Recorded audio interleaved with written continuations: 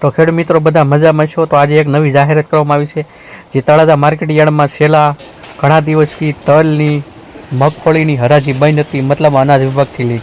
તો એ હરાજીનું કામકાજ કાલે સોમવારથી શરૂ થશે. કાલે તારીખ થશે 10 તારીખ.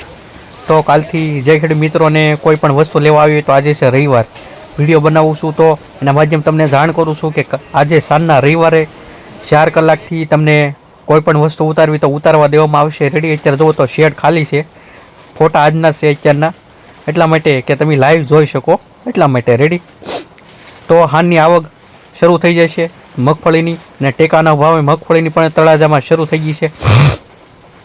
ટેકાના ભાવે ખરીદી કરવાની તો એ પણ આપણે જાણ કરી દઈશું. બીજો એ વિડીયો માધ્યમથી જાણવા મગાવું છું કે આપણી ખેતીને લગતી ચેનલ છે. રેડી આપણે દુકાન છે એગ્રો, જય કિસાન એગ્રો, નીચેથી તમને પટ્ટીમાં બતાવે છે. રેડી અહીંયા તમારે આવનારા સમયમાં ઘઉંનું બિયારણ, ચણાનું બિયારણ કે કોઈ પણ વસ્તુ બનાવવી હોય તો એ વસ્તુ મળી રહેશે. કેમ કે આપણે તમને બંને માહિતી શેર કર્યા કરશું. આવનારા સમયમાં હવે કાલથી હરાજી થશે એટલે મગફળીનો ટાઈમ ટુ ટાઈમ વિડીયો મળે એવી કોશિશ કરી. કપાસનો વિડીયો મળે તો કપાસની કોશિશ કરશું.